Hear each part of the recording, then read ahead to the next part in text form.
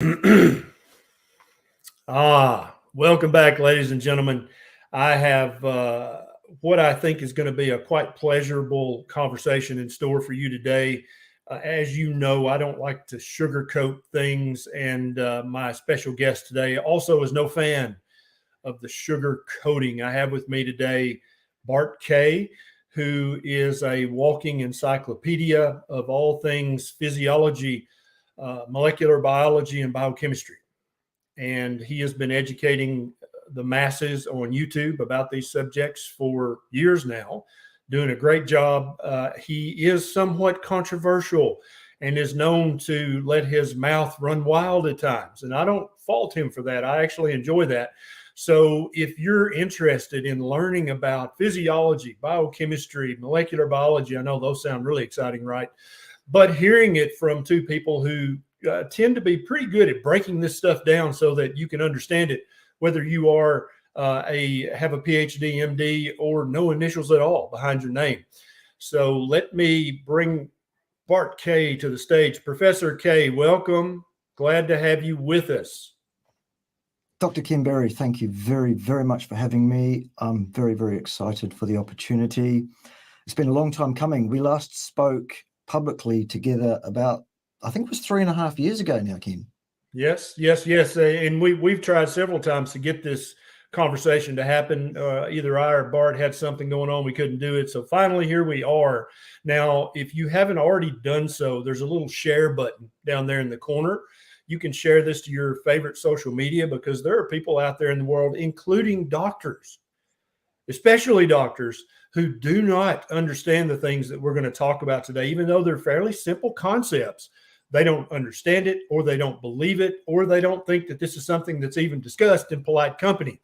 And so Professor Kay and I are going to try to change their minds today, but you can help us do that by clicking the share button and sharing this on your favorite social media right now. And if you accidentally bump into the thumbs up button, that's okay. That'd be fine too. No worries. So Bart Kay, let's start off with something that's not at all controversial, that's very bland and boring. Let's talk about a vegan diet. Is there a such thing as a vegan diet? Why has there never been a large society that ate a vegan diet, a successful population? And what problems is there with a vegan diet? You have the floor, honorable sir. Well, thank you very much. Yeah, look, the situation is quite clear on this. It's quite unequivocal in my mind. Having studied a number of topics for well over a quarter of a century as a senior academic, including human nutrition, I can tell you without fear of contradiction by anyone who actually knows what they are talking about, that there is absolutely no such animal as a healthy vegan diet. The thing does not exist. The reasons I say that are because a diet based entirely on plant so-called foods is demonstrably, unequivocally, and absolutely destitute of nutrition for human beings, for the requirements of human beings. Humans have consumed a diet based almost entirely on the muscle meats and associated fat of large ruminant animals mostly. In our current speciation, it is thought to be around about 350,000 years. And prior to that, in very similar species, for about 4.5 million years at least. Yes. And, you know, a lot of the vegan community, which I have great respect for them because at least they're thinking about their diet, which is better than most people. So even though they're incorrect, at least they're thoughtful and they're trying to figure this out. And I've told people before, I think that becoming a vegan is the first step towards adopting a proper human diet, ultimately, be that keto, ketovore, carnivore. I think the vegan diet for many people is the first step. And then when they start not feeling so great, that then they really start to buckle down and do the research and they figure out, oh, okay, this is not really sustainable at all. So there's so many ways you could go with this. We could talk about protein quality. We could talk about vitamins and minerals. We could talk about the handful of supplements that you have to take. And this comes directly from the mouth of some of the major vegan influencers, including Michael Greger.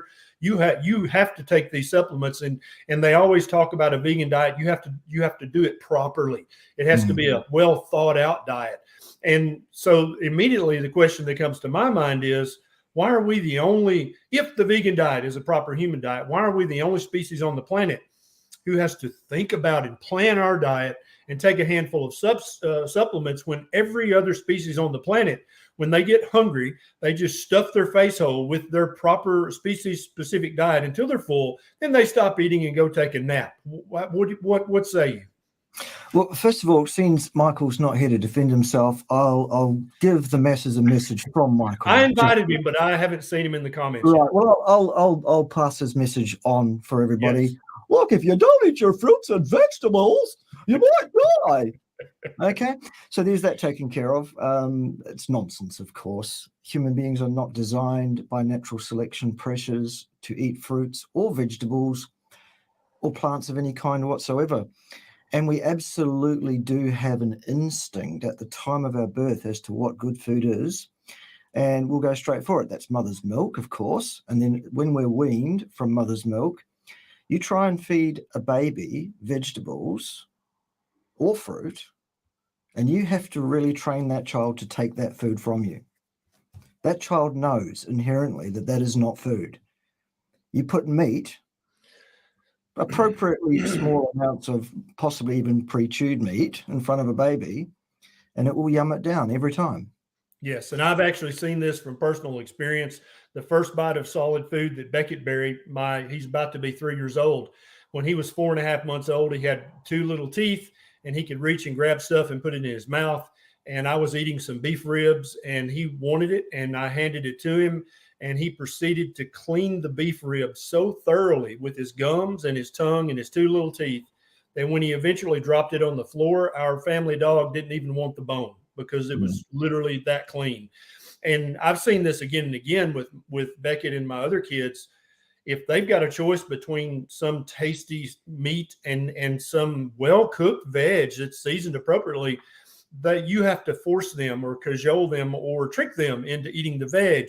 But I've yet to have any problem with any child I've had interaction with having to trick them or promise them a toy to get them to eat their meat. They seem to be just naturally inclined to do that. Sarah Moore says, doesn't red meat cause cancer?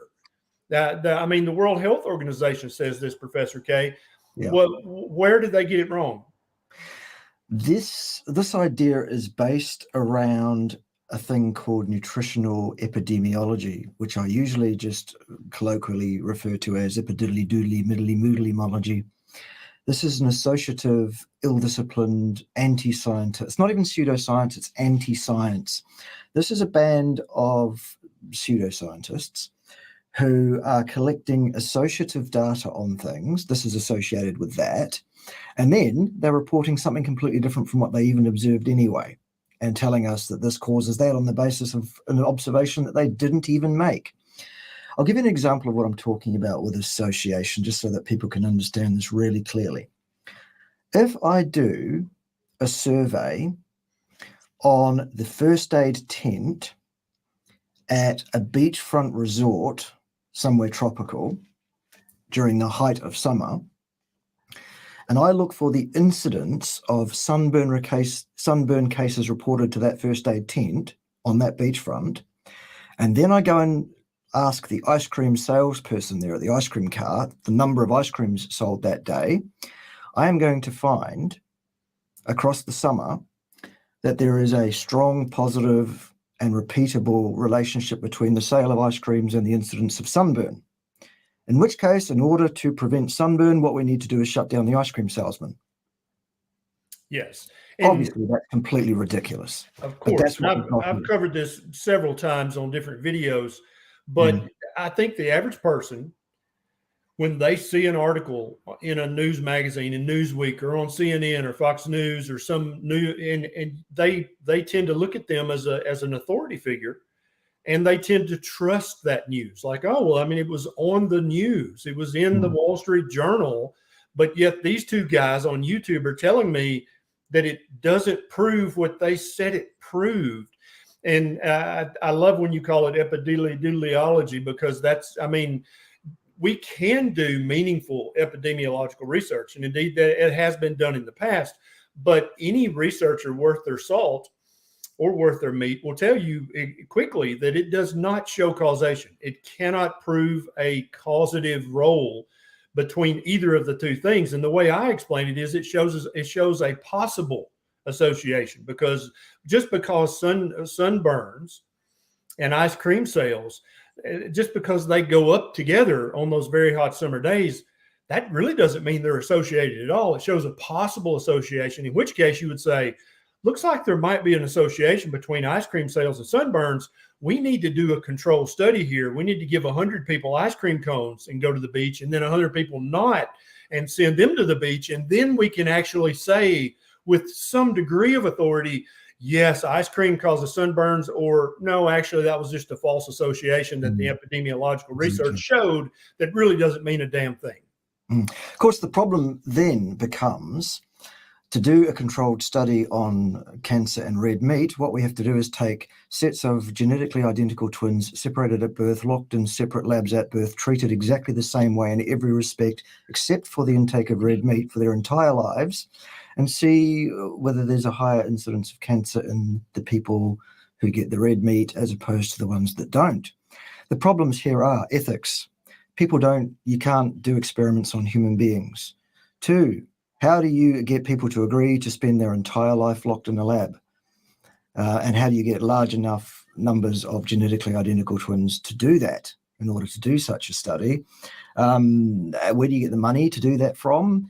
And who's going to look after that study for the lifespan of? And this is just never, ever going to happen. And so I'll tell you guys a hint. The Ice Cream Manufacturers Association, they would love to sponsor that study if they could design the study, and all the researchers be either their employees or own stock in ice cream companies, and they would have access to the research when it was done and decide whether it would be published or not. They'd love to, but that'd be the only way you'd ever get funding for that study. And indeed, that study would cost millions, if not tens of millions of dollars, and take years to do.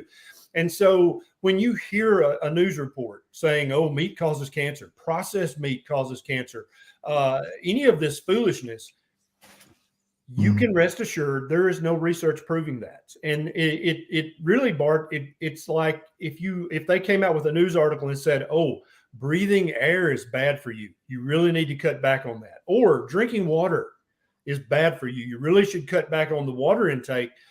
Both of those things make just as much sense as telling human beings, Homo sapiens sapien, to eat less meat, which we have been eating as a species for literally just as long as we've been breathing air and drinking water. Now, Michael Pruitt is a type 1 diabetic, and he wants to know, what are the best fruits to eat for a type 1 diabetic? And let me rephrase this question. If Michael Pruitt never eats another piece of fruit for the rest of his life, what vitamin or mineral or other nutrient deficiencies will Michael Pruitt develop? None at all. The exact dietary requirement for fruit in human beings is not one piece ever. Not one single bite of fruit is required. Further to the non-requirement for fruit, it seems to be quite contraindicated, in fact. Means don't, by the way, for those that think that's a big word. The reason is because fruit contains a lot of fructose, and fructose is about the worst carbohydrate that you can possibly consume because of its effect on liver function, blood triglycerides, inflammation, etc. So I would be staying away from the fruit. Just also, while I'm thinking about it, Ken, just a quick shout out to my good friend Rick Rodriguez, otherwise known as Charger Morpa here on YouTube, who is with us in the chat. Rick went carnivore 39 years ago, and I interviewed him this week about that. And he did not die of scurvy 38 and a half years ago, neither does he have bowel cancer or any problem passing his feces. So what vitamin and mineral deficiencies has he developed in his 39 years as a carnivore? Because if we're to believe mainstream media, then he must be either taking a handful of supplements every day, or he has perhaps scurvy, perhaps some B vitamin deficiencies. What deficiencies has he developed in 39 years?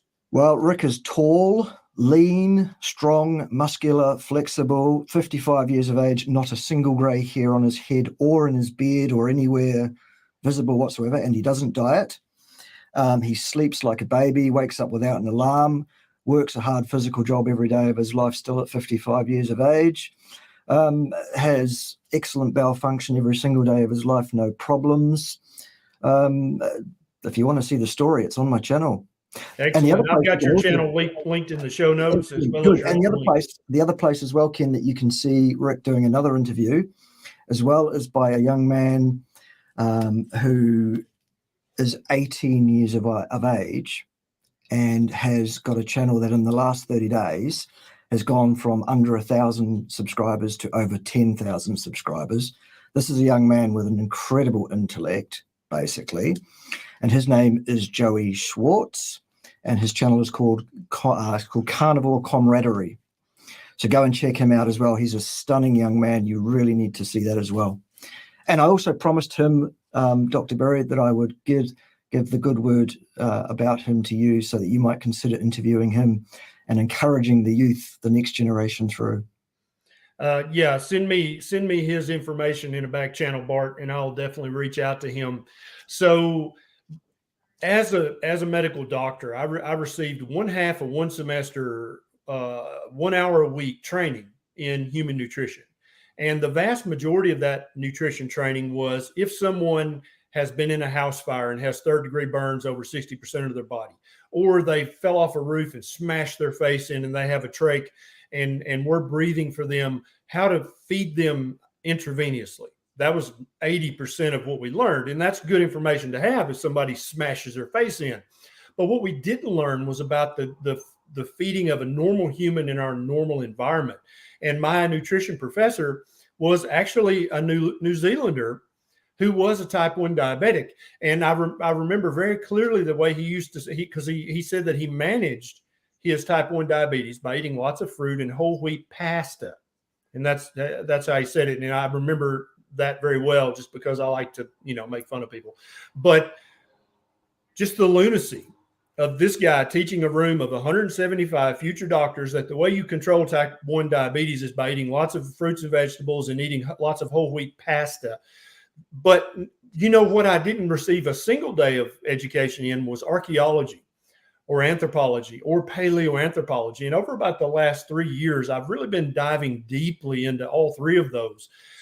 Just now reading a book called Famine Foods, which is written by one of the most prominent ethnobiologists in the world about what people eat when they're starving. And so I would disagree with your previous comment about fructose. If we're talking about a starvation diet where you're at risk of starving to death and dying and being dead and not living anymore, you should eat all the fructose you can get your hands on, because it'll help you store fat, both on your body and in your liver and in your pancreas and other places. You should eat all the plants, all the veg. And indeed, in every single case that I've read in his book, the Famine Foods, that's exactly what we did. When we ran out of food that we wanted, we wound up eating plants. And so we would eat all of the kind of domesticated plants. And when they were all gone, we'd start eating weeds and grass. This is a standard procedure in modern humans, but I would opine that this is the procedure in humans from the beginning of our species. We eat the fatty meat. If there is no fatty meat, then we eat veg. And when the fruit's ripe, of course we eat that, because we want to gain some fat, because back then having some stored fat was a very good thing, keep you from dying during the winter. But now we only want just the healthy amount of stored fat. And I'm afraid that our buddy who's a type 1 diabetic is going to have too much stored fat if he thinks that fruit is a health food. And so if you eat too much fructose, it's going to increase your chances of developing something called insulin resistance. Now, I know this is one of your favorite phrases in human health and nutrition, and I want you to educate all 1,400 people watching. Insulin resistance, what is that? Well, Ken's being a little bit facetious there because he knows what I'm going to say. And I'm going to say this. What is insulin resistance? It is a concept. It is a construct. It is an idea. It is not a physiological response. It is not something you can measure with some piece of kit or equipment from some company that has designed and manufactured an insulin resistance meter. I mean, do the research yourself if you like in the background, people. See if you can find a company that makes an insulin resistance meter that is on sale that you can buy and test your insulin resistance with. You won't find one because it does not exist. To get at this concept, this idea of insulin resistance, what you have to do is take serial readings on someone's blood glucose and blood insulin following a food challenge. You give them a certain bolus of food and you track them for X number of hours after that food in the post-absorptive and postprandial states. And you basically draw the line of the insulin and glucose responses over time, and you integrate the area under those curves, and then you use those two figures as an input into some other things that you put into a spreadsheet put together by someone awfully clever that says your HOMA-IR, which is an idea of insulin resistance, your number comes out at X, Y, or Z, and you all go, oh, look at that, you're insulin resistant.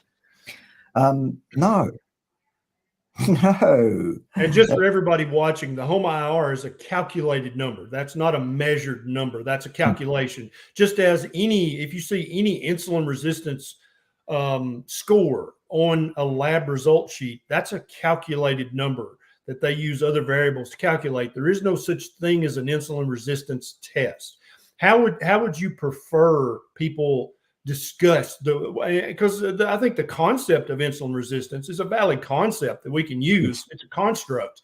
Yes. But how could we more literally talk about the problem that we're looking at in the human physiology? Okay.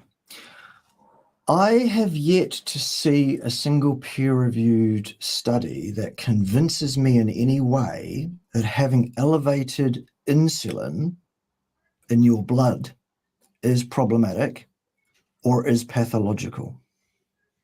When your body senses that the level of glucose in your blood is going up, or the level of the gluconeogenic amino acids can do the same thing to a lesser degree, absolutely, then your body responds by releasing insulin into your blood. Okay, that's fine. By the way, as an aside, just for fun, I was also involved in a research study when I used to work at the University of Auckland about a decade ago, where what was done was that a sweet tasting substance was placed into the mouth of a cycling athlete, and they swilled around and spat out. There was no carbohydrate of any kind in that solution. It was a fake sweetener, if you like.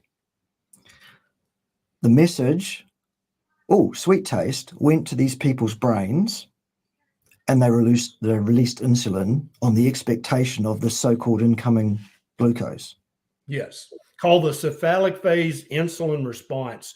And there's some research that shows that even just watching a television commercial or smelling a succulent smelling dish your insulin will literally elevate, even though you haven't put anything in your mouth. But I actually read your study that you just referenced. I did a YouTube video about that a few years back, that it was saccharin that they used in the experiment. It was no sugar, no carbs, no calories, but the athlete's insulin level elevated in anticipation that carbs were coming. Because you just think about a human in the wild, if they taste something sweet in their mouth, they've either found some honey or some berries or something sweet. And so we need to start to elevate that insulin. And I think that kind of gives you a look, Bart, at how important the human body physiology thinks having elevated blood sugar is. That before it even hits your system, your body's raising your insulin level to deal with that carbohydrate.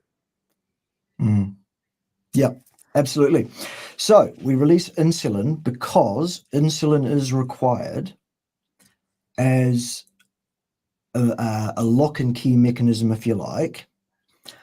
And what insulin does is it tells the cell to translocate the GLUT4 transporter to the cell membrane, and it activates it so that the GLUT4 transporter can get the glucose out of the bloodstream and into the cells where it's required to do what it does in the cells.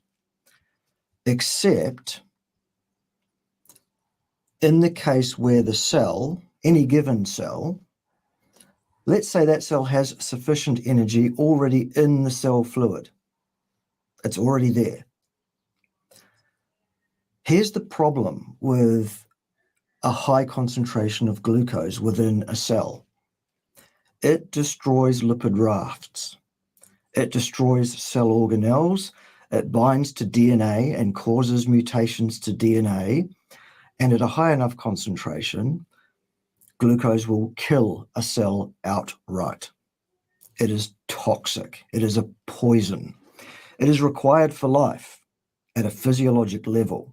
And as such, the human body is capable of producing all the glucose it needs to have the blood glucose at a level that it is required to be at. It's called gluconeogenesis. The exact dietary requirement for carbohydrates in human beings is not 1 gram ever. Not 1, 0. And when you start pouring exogenous, meaning from the outside of your body, when you start pouring carbohydrates down your silly neck, basically, what will happen is you will absorb that carbohydrate quite rapidly into your bloodstream, and the concentration of glucose in your blood will go up, and your body will release insulin because you need insulin to get the glucose out of your blood and into your cells. Normally, post-absorbatively, in between meals, there should be around about a teaspoon of sugar in your entire bloodstream. After a meal that's rich in carbohydrates, there's vastly more than that there. Your cells simply do not need that glucose at that time. They will quickly fill up with glucose. And then what happens is a thing called the Randle Cycle kicks in. And I know that we're going to talk about that soon. I've got some diagrams and things to share with you, and that'll make it a lot clearer. But the take-home message is this. Too much glucose inside your important cells, your muscle cells, your heart cells, your liver cells, etc. Too much glucose will kill those cells. Too much glucose in your bloodstream is also bad because it will damage your red blood cells. The glycation damage to red blood cells is measured by a thing called A1C, or your HbA1c, if you like. It tells us how damaged your red cells are with glucose. Also, glucose will damage the epithelial cells of your vascular tree. Hello, atherosclerosis. Hello, chronic systemic inflammation. Hello, type 2 diabetes trending towards type 1, in fact. Hello, autoimmune dysfunction. Hello, all those sequelae. Right there, too much sugar in your bloodstream, purely because we're not evolved for that. However, if the body has a choice between damaging your red cells and your epithelial cells, which can both be replaced quite quickly, and damaging your muscle cells, your liver cells, your heart cells, it's going to protect those more important cells. And it does. That is what the Randle cycle is. Here's an analogy for anyone over about 40 years of age. Anyone under that, I'm sure you'll probably get it anyway. But remember those old locks that had those forged keys? They were about that long and they had particular shape on one end, and then they had the ring on the other end, and it had a shaft, and you had to put it in the lock and do that. And there was a keyhole on both sides of the lock. What the Randle cycle does when a cell is full of energy and doesn't need any more sugar is it puts a key on the inside of that lock and turns it halfway so that nobody can stick the key in the outside of the lock and unlock the door to let more sugar through. It's an internal disqualification. It turns off the GLUT4 transporter. It disallows more glucose entering that cell and damaging that cell at the expense of the sacrificial lambs, the red cells, the white cells, the epithelial cells, that kind of stuff. So type 1 and type 2 diabetes and type 1.5 diabetes and type 3 diabetes, all things that are kind of new these days, while the underpinning cause is slightly different depending on whether you've got insulin-dependent diabetes or non-insulin-dependent diabetes or Alzheimer's or whatever it is, the disease itself is characterized the same way. It has the same actual pathological phenomenon, and it is diagnosed the same way, and that is elevated blood glucose, not insulin. Right. And I feel like that serum fasting insulin levels and also the C-peptide level, which is an excellent proxy marker one-to-one molecularly for insulin production, they are excellent proxy markers for hyperglycemia. And so a lot of people, and so here's why I think they're important. You tell me if you disagree. A lot of people are eating too many carbohydrates for their personal physiology, right? Yeah. But their pancreas, the beta cells producing the insulin, is able to keep the blood sugar under control, but only by having chronically high levels of insulin in order to keep the blood sugar pushed into the cells, whether sacrificial or not. And so that a lot of times I feel like you can diagnose type 2 diabetes years before their A1C even elevates if you check the fasting insulin or a C-peptide, either one. By doing that, you get it kind of a preemptive look, like, oh yeah, you're still controlling your blood sugar. Your A1C is still technically normal, but look, you're having to double or treble your insulin production in order to keep that A1C normal. And this is one of the things that I alluded to earlier, that doctors don't have a clue. Bart, I can't tell you how many hundreds of patrons on my Patreon and people on YouTube videos have said, I asked my doctor for a fasting insulin or a C-peptide, and they said not only would they not order it, they don't even know what it is, and they wouldn't even know how to interpret the results. Now, you know, for a person who's woke in this space, that is a revealing admission that you literally don't know how the hell the beta cells and the you don't understand any of that, do you? You literally are just a prescription writer. That's what you are. But that's happened thousands of times. Just in my followers alone, they've been told, I don't even know what that is. Your insurance probably won't pay for it. I'm not going to order that. But that's one of the ways that a person, if they've watched a few of my videos and a few of your videos, they're like, no, doc, that's really important because I could catch my type 2 diabetes 10 years before my A1C elevates if you would just check those labs. Bart, what the hell's wrong with the average doctor who would say something like that to a patient? Okay. Most doctors are, and it's an unfortunate word, but it's the correct word. Most doctors are indoctrinated. They are, I don't want to be insulting, but most of them are trained monkeys. Grindy, grindy, grindy. If then, when a patient presents with this, then order that test, write a prescription for this dangerous contraindicated chemical storm of nonsense. When someone says this, you say that, and woe betide any medical doctor that steps outside of the line at all, because you'll be struck off, basically. Yep. Thinking is the last thing that doctors are encouraged to do. You are encouraged by your training to react in a predictable fashion. Now, I say that because as the final part of my career in academia, before I decided that I didn't want to be a part of that anymore, I was involved in training doctors. So I know exactly how they're trained, and I know exactly how we are instructed to instruct them. And yeah, I can promise you that they are not being encouraged to think about what they're presented with. And I like the way you've presented that information with the insulin there. In that insulin, an elevation in the normal insulin is a means by which we can gauge the likelihood that someone is trending towards a problem down the track. That's the thing that should really be referred to as a pre-diabetes diagnosis. Yep. Instead, but currently, at least in the United States, sugar, you have to have an A1C above 5.7 before you qualify for pre-diabetes. But in my opinion, and I think probably in 5 or 10 years, this will actually be in practice. If you have hyperinsulinemia or an elevated C-peptide, in the absence of an insulinoma or some other pathology, you have prediabetes. You just haven't bumped up your A1C yet. Yeah. And Bart Kay is exactly right. Doctors, the average doctor, let's be very clear, the average doctor is an algorithm follower. And the American Diabetes Association and other organizations like that, they're happy to print up these algorithms. If this, then do that. If this, then do this. And so doctors need to wake up and listen carefully. If any healthcare providers are listening to this, you understand that can be done by artificial intelligence, by machine learning. That you literally are going to put yourself out of a job if you don't re-become a student and start actually thinking about things. You are replaceable by a machine at some point in the very near future.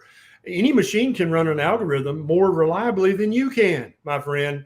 You better wake up and you better start thinking about this stuff, or you'll be just like the average pharmacist is now in the United States.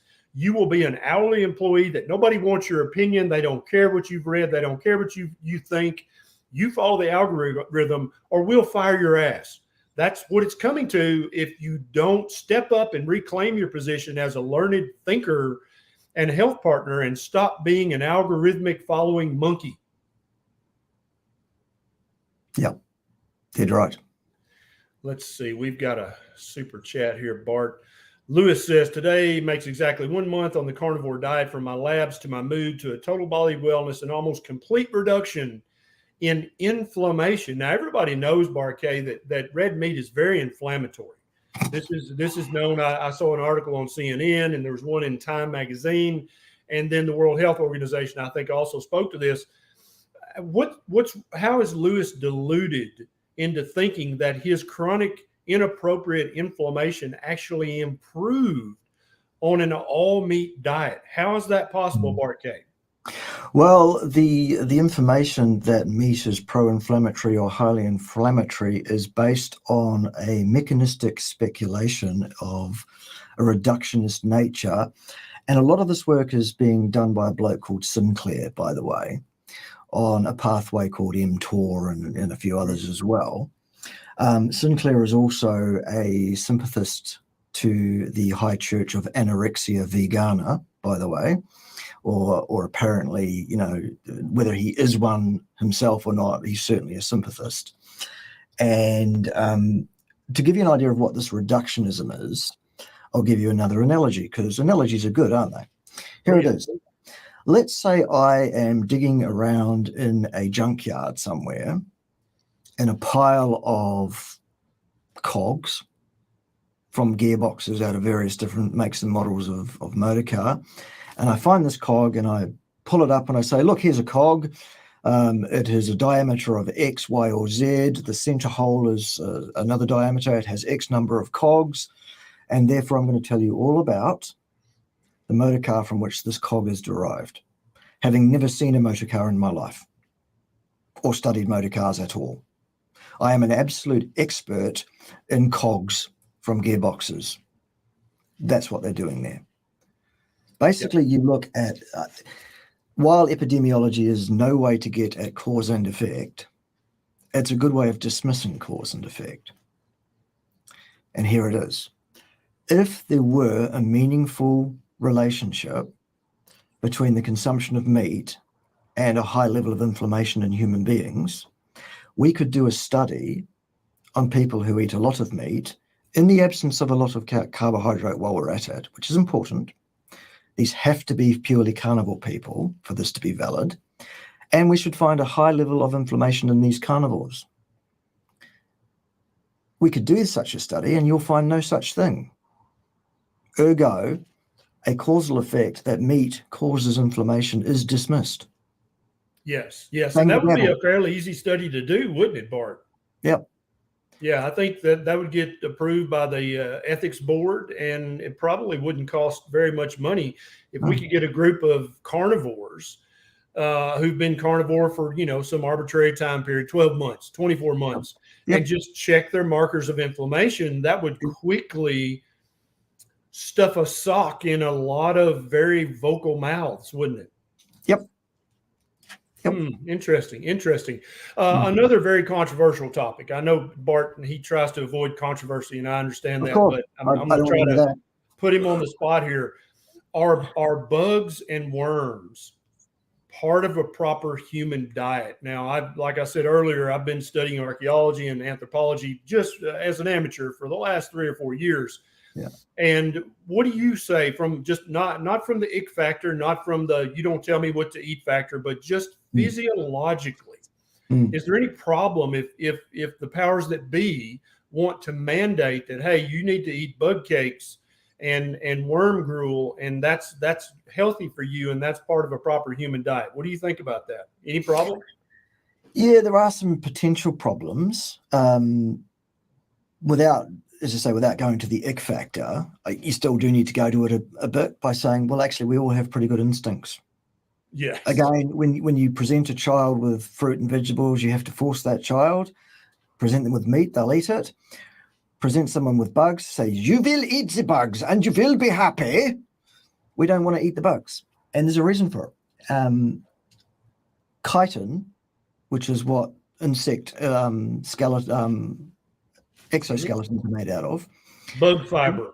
Yeah, it turns out that contains quite a few pores, and those pores seem to be very, very highly infected by some pretty nasty pathogens and problematic things that survive almost any kind of processing, etc.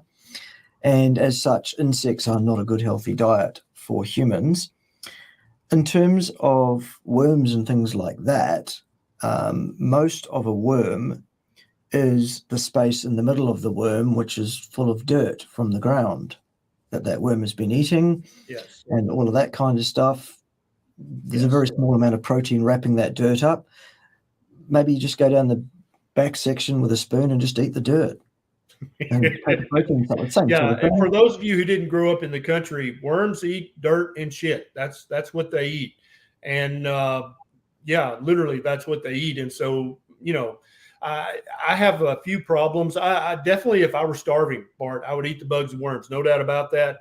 And I think anyone I would recommend eat the bugs, eat the worms, eat the fruit if you're starving. But if what you're trying to do is optimize your health, become the healthiest human you can be, I don't think that those foods play an active role. No.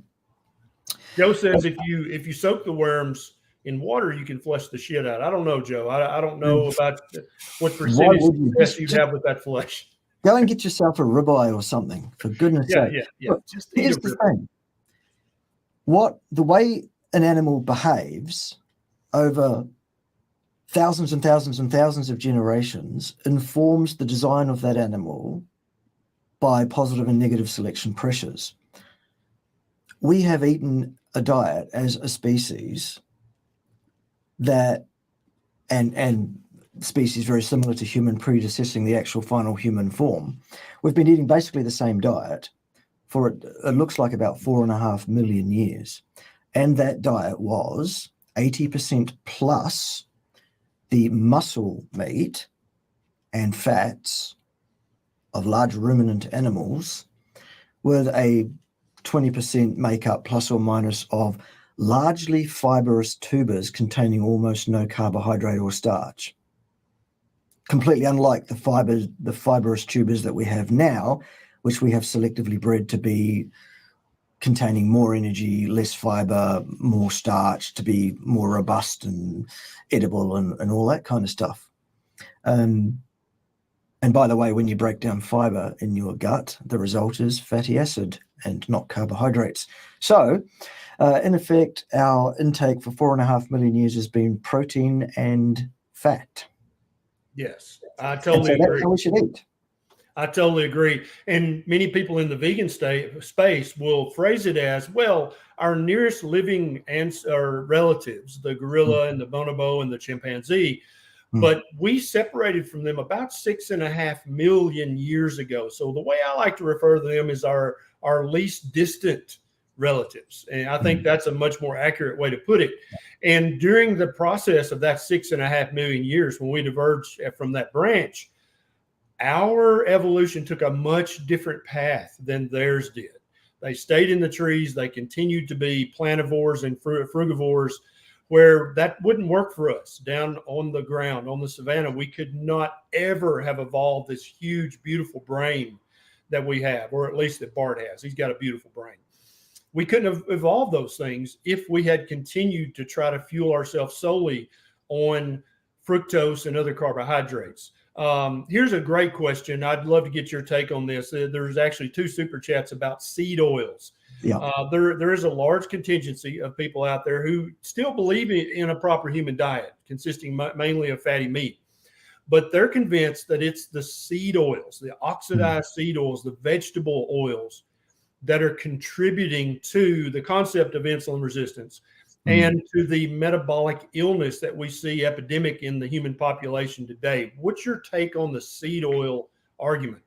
Yeah, seed oils, polyunsaturated fatty acids derived from seeds, basically, refined in a factory, bleached, put through a chemical shitstorm, put in bottles, and sold to you with the Heart Foundation tick on them as being healthy. Absolutely, utterly contraindicated. You should not add a single drop of that stuff to your diet under any circumstances. All the polyunsaturates you should take in, you will find in the fat associated to the muscle meat of large ruminant animals in about the right makeup. The differences being that the polyunsaturates found in the meat products are not subjected to heat, pressure, chemical shitstorm in a factory. They're just put there by the animal, and their deuterium status is correct, whereas the plant-based seed oils is totally incorrect.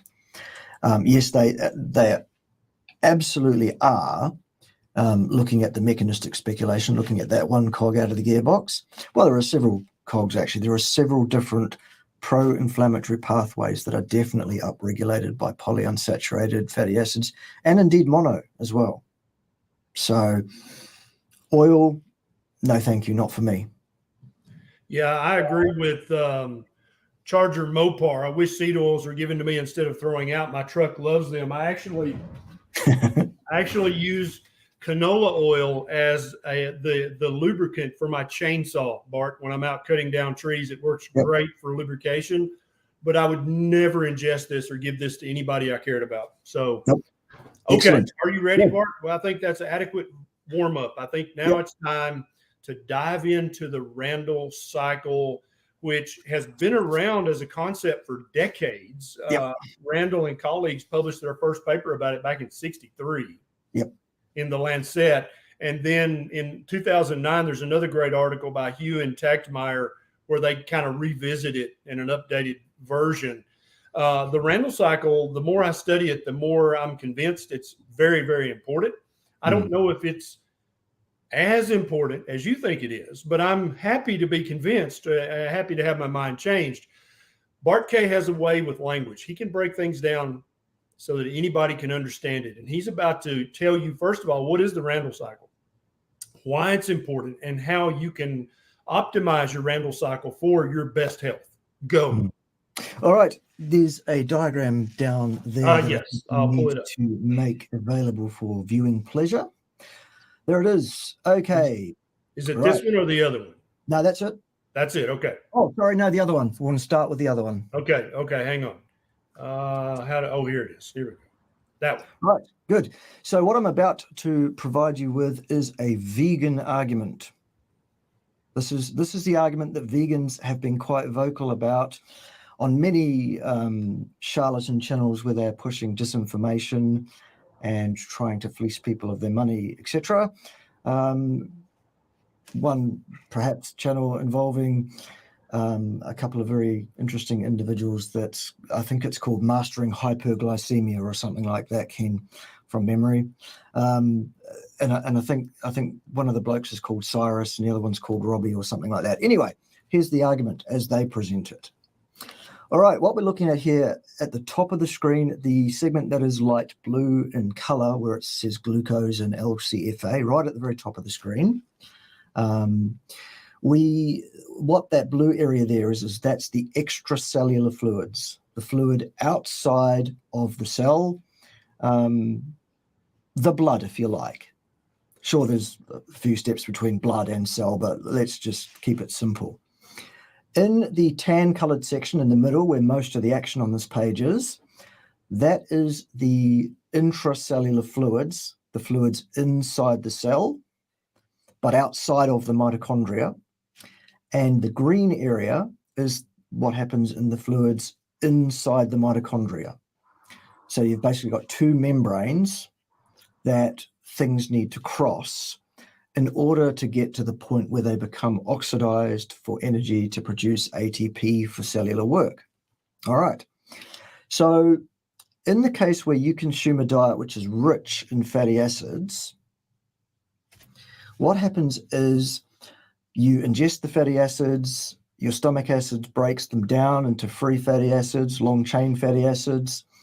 They are taken into your bloodstream and delivered in the long-chain fatty acid format, LCFA, to a protein transporter on the cell membrane called CD36, which you will see at the top right hand of the screen there in the orange color with the white writing, CD36. That's a protein that moves long-chain fatty acid from outside the cell and brings it into the cell. Once it's inside the cell, it gets bound together with another fascinating molecule called coenzyme A, or acyl coenzyme A in this case. And what you get is long-chain fatty acid coenzyme A, is what is happening in the cell. Then there's another transporter on the mitochondrial membrane, which brings that fatty acid into the inside of the mitochondria. As you can see there, it's now on the other side of that membrane, inside the mitochondria. And then the long-chain fatty acids undergo a process called beta oxidation, which you'll see in a dark green oval at the bottom of the screen there, beta oxidation, or beta ox it says there. And those long-chain fatty acyl coenzyme A's are broken down into a substance that you'll see right in the middle of the screen at the bottom there called acetyl coenzyme A. That is the first intermediary of the TCA or Krebs cycle. And the whole Krebs cycle is just shown diagrammatically here as a little short arrow, which then leads to the production of carbon dioxide and water, plus ATP, as it turns out, the most important thing. Okay. If there is more acetyl coenzyme A in the mitochondria than it can use at that time, because let's say the rate of the TCA cycle is maximized, it has throttles, like anything, then acetyl coenzyme A will start to pull in the mitochondria because it's not being used at the rate that it's being produced, or brought in, if you like, I should say. That has two effects. The first effect is over here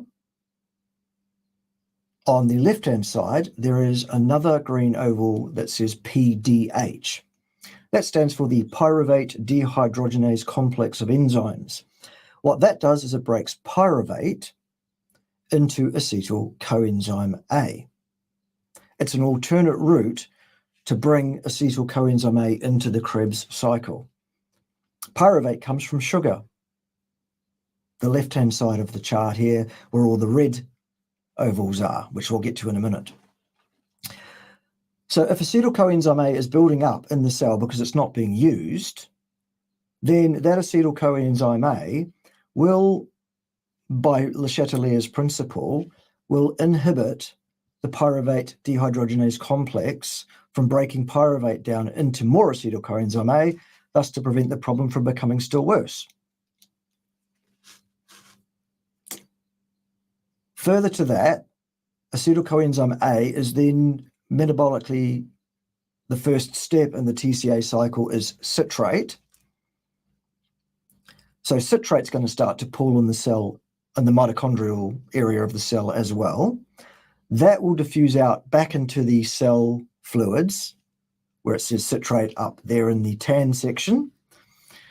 And then citrate, building up inside the cell fluid, allosterically binds to the phosphofructokinase 1 and 2 enzymes and prevents them from producing fructose 1,6-biphosphate.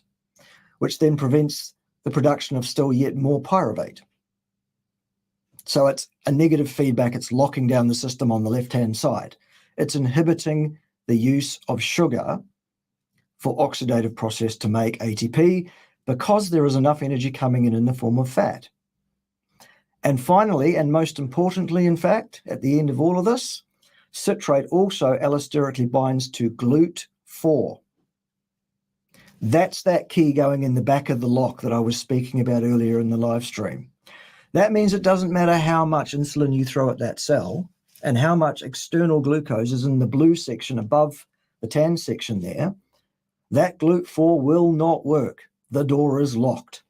That cell is now protected from an overplus of glucose entering that cell that would otherwise destroy it. That is what the Randle cycle is for. That is what it does.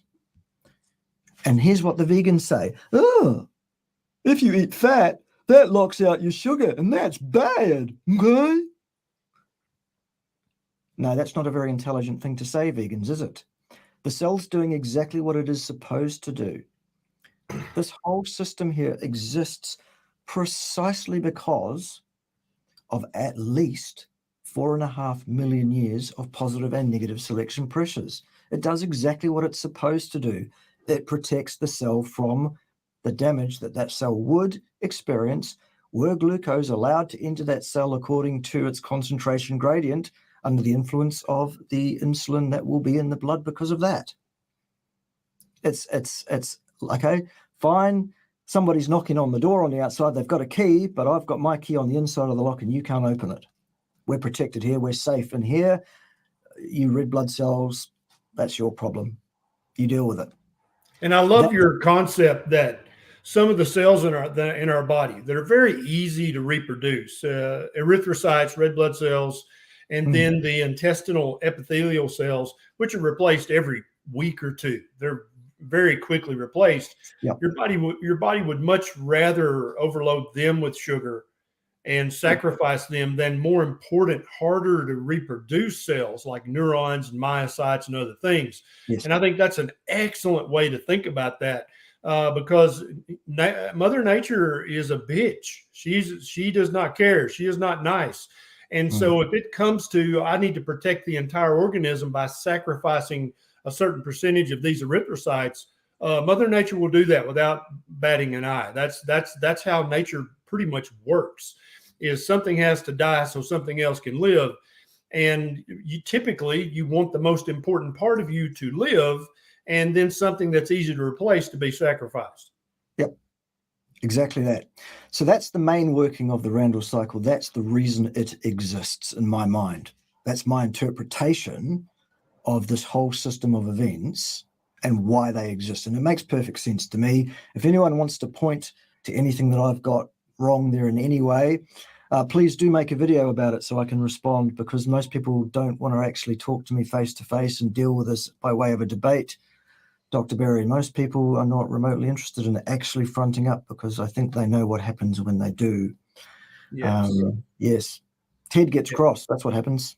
And then the second slide, do you want to go through that? Yep, let's do that now. Okay, so the other thing about the vegan argument is it's half a story. Of course, vegans will give you the information that suits them and leave out the other half. The first slide I showed you a few minutes ago is what happens when the energy entering the cell is in the form which is predominantly fat-based. The weight of the fat pouring into that cell fills up that acetyl coenzyme pool and blocks off the sugar side in the manner that I just described. However, simultaneously, what is now on the screen is also true. This is not an either-or situation so much. This is a sliding scale situation. This is a fader, up, down, left, right, whatever. This is not an on-off switch, this or that. So I hope that's clear.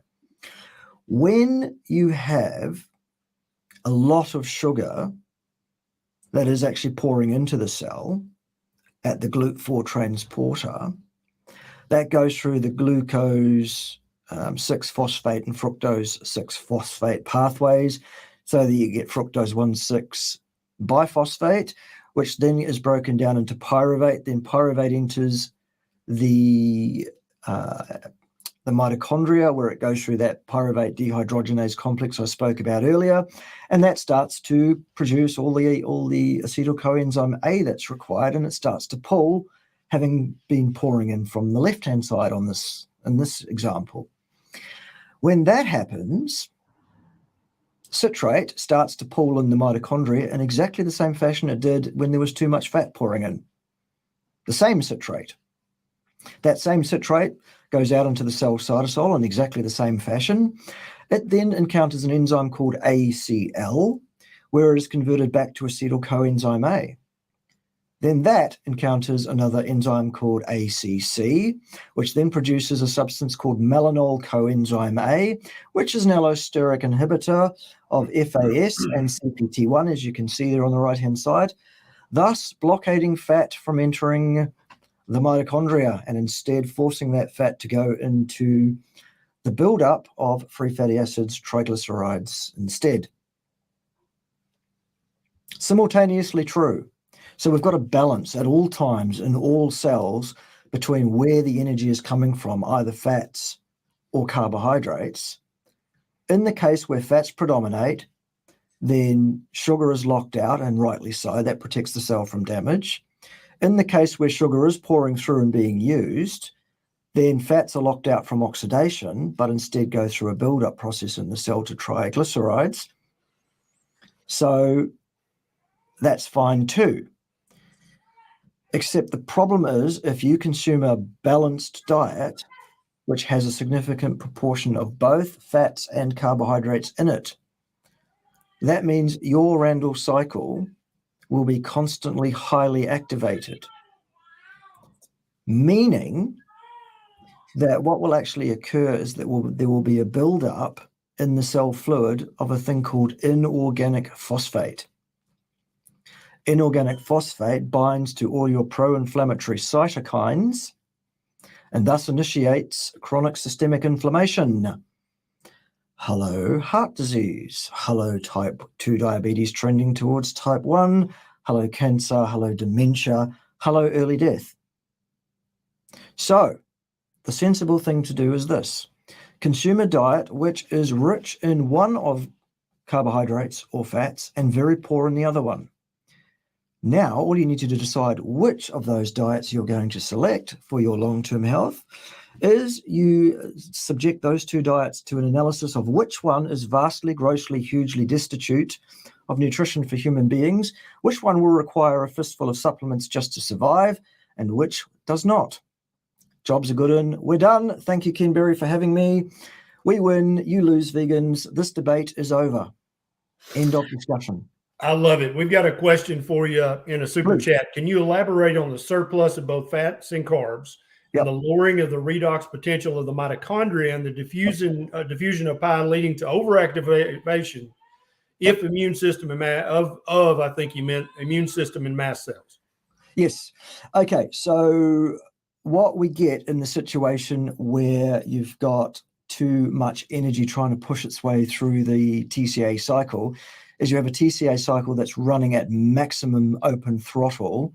It cannot run any faster.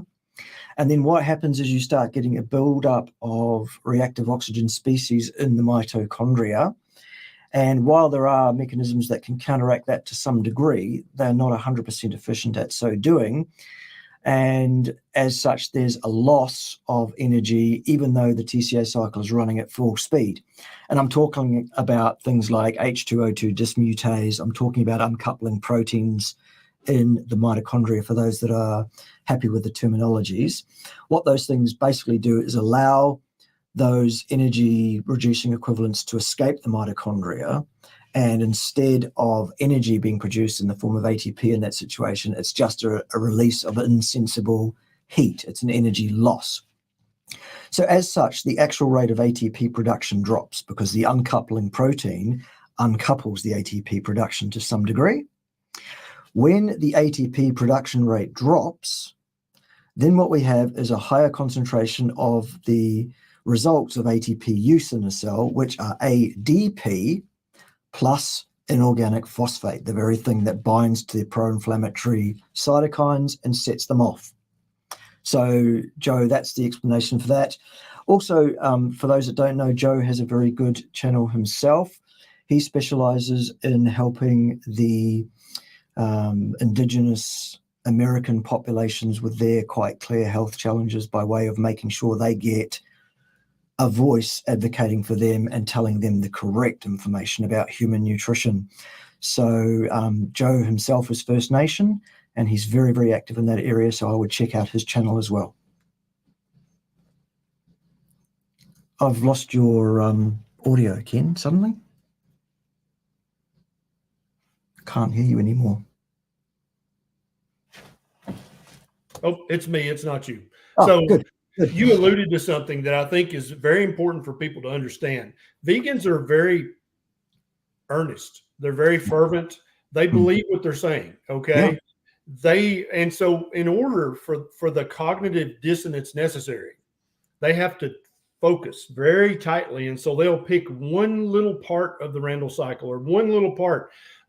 Michael Greger, the other day, he tweeted that saturated fat is toxic to the beta cells in the pancreas. And so therefore you should eat a fat-free diet. And of course, fatty pancreas is a real thing. I made a YouTube video about it 3 years ago. It's absolutely real, but you don't get fatty pancreas from eating saturated fat. That's not how it works. You get fatty pancreas the same way you get fatty liver from eating too many carbohydrates, too much fructose. That's how you get fatty liver and fatty pancreas. But so if just the regular vegan says, oh, saturated fat is toxic to beta cells, Dr. Greger said that, and he put a study. And yes, saturated fat stored in the pancreas because of inappropriate carbohydrate consumption is indeed toxic to the beta cells of the pancreas and will impair their ability to monitor and control your metabolism. That is true. But he left it out, and I retweeted him. I said, I'm afraid you've misled and misunderstood if you think that dietary saturated fat is, because that's what the implication was. That's not what he was actually saying, because he knows that's bullshit. Yeah. And so this is a very classic tactic of vegans. They love to focus down on some narrow little thing and ignore the big picture. But when you pull off the blinders and you look at the totality of human physiology, it becomes ridiculous at some point to pretend that in any way animal fat or any other component of animal nutrition is bad for the human organism. Yeah. Oh, yes. Not Dr. Greger. My understanding, correct me if I'm wrong, Ken, my understanding is that Dr. Greger not only never finished a residency, he never started one either. Really? Now, my impression was that he had a doctor in his life. He either finished his intern year or he finished his residency, but he's never practiced medicine, I don't think. But either way, he obviously has an axe to grind. And I applaud him for, he has a large YouTube channel. He's making a good income, but I'm afraid that he's misleading a lot of people. The only thing I respect him for is that he does recommend a handful of supplements if you are going to pursue a vegan diet, which some vegan gurus say you don't need any supplements. And that is a recipe for disaster.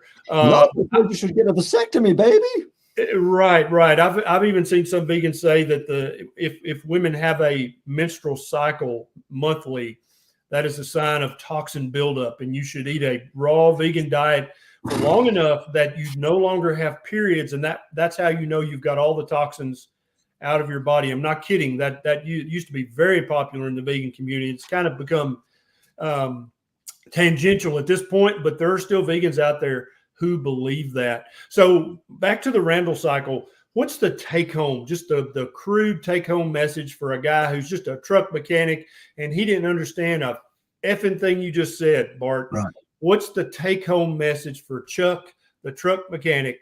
What does he need to do, in your opinion, to have optimal health with regards to his diet? Right. Eat muscle meats of large ruminant animals and the associated fat. Salt, butter, dairy if you like and you do well on it, otherwise not. Rest and repeat. Drink when thirsty. Yep, I love that. Drink when thirsty. So eat a proper human diet consisting mainly of fatty red meat, If you want some eggs, throw some eggs in there. If you want some chicken or pork, within reason, it's probably fine. Drink water if you're thirsty. If you're not thirsty, don't drink, because there's no magical benefit to drinking unnecessary amounts of water. Working on a YouTube video about that right now. Any final words, Bart, that you want to leave these people with? Mrs. Berry says it's 6 o'clock and she needs to pee. Yes, I know. I've got the hand signal. I won't repeat it. Now, look, okay.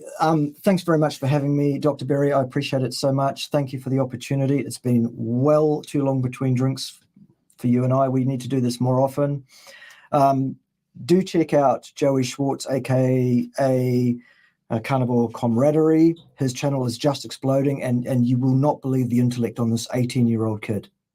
I should stop calling him that. He's a man. He's 18 years old. This young man.